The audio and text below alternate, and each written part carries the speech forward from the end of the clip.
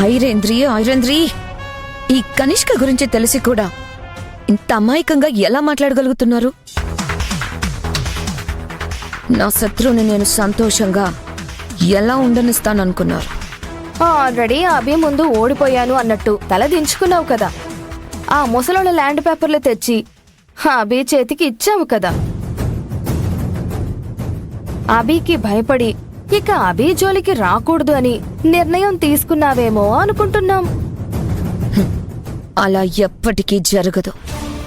కనిష్క అంటేనే ఒక సమస్యల రహదారి. ఆ దారిలోకి ఎవరొచ్చినా వాళ్ళు అడుగడుగున సమస్యలు ఎదుర్కొంటూనే ఉంటారు అని నువ్వు భ్రమపడి మమ్మల్ని కూడా భ్రమలో ఉంచుతున్నట్టును. ఈ పాటికే నేను సృష్టించబోయే సమస్యకి బీజం మీ ఇంటి వాకిట్లో పడుండాలే. దేని గురించి మాట్లాడుతున్నావు? ఈరోజే మీ ఇంట్లో ఒక సమస్యను సృష్టించబోతున్నాను. అభికి రాహుల్కి ఒక కొత్త షాక్ ఇవ్వబోతున్నాను. కాసేపు ఎదురు చూడండి. ఆ షాక్కి మీరు కూడా షేక్ అయిపోతారు.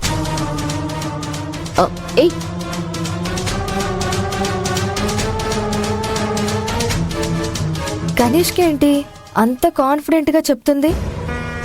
అంటే మళ్ళీ ఏదో సునామీ సృష్టిస్తుందన్నమాట. అవునదినా, ఆ కనిష్కని రెచ్చగొడితే రెచ్చిపోతుంది అనుకున్నాం. కానీ కనిష్క మారలేదు. తన పని తను చేసుకుంటూ పోతుందన్నమాట. చూద్దాం. ఏదో సమస్య సృష్టిస్తాను అన్నది కదా.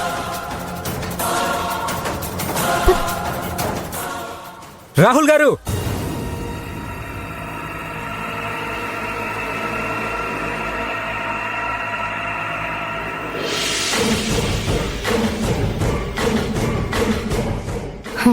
కనిష్క చెప్పిన సమస్య వీడే అంటావా?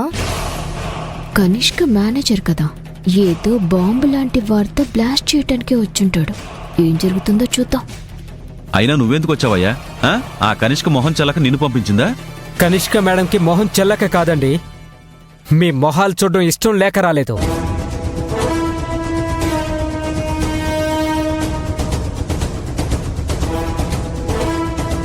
ఎక్స్ట్రాలు ఎందుకు? ముందు వచ్చిన విషయం ఏంటో అది చెప్పు. రాహుల్, ఇదేంటో గుర్తుందా?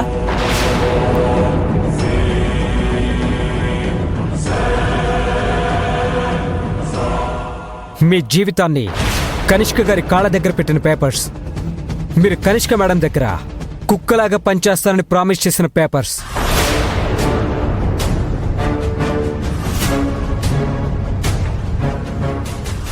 కనిష్క మేడం దగ్గర సంవత్సరం పాటు పనిచేస్తానని, ఈ మధ్యలో జాబ్ వదిలేస్తే 10 లక్షల రూపాయలు కడతానని మీరు స్వహస్తాలతో సంతకాలు చేసిన పేపర్లు గుర్తొచ్చిందా?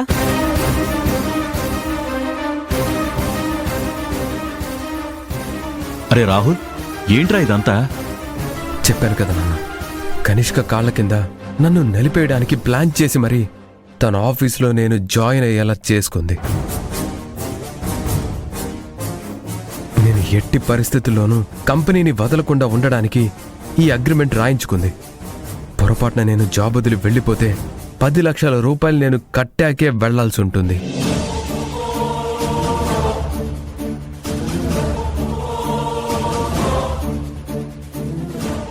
₹10 లక్షలు?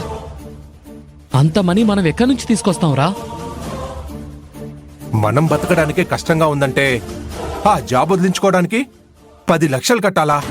6 అడుగు చేప కోసం గేలం వేస్తే 60 అడుగుల తిమింగలం చేతిని ఎత్తుకుపోయింది అన్నట్టు జీతం కోసం ఆ కనిష్క దగ్గర జాయిన్ అయితే ఏకంగా జీవితమే రాయించుకుందన్నమాట. చూసారా కనిష్క తెలివితేటలు? లలిత,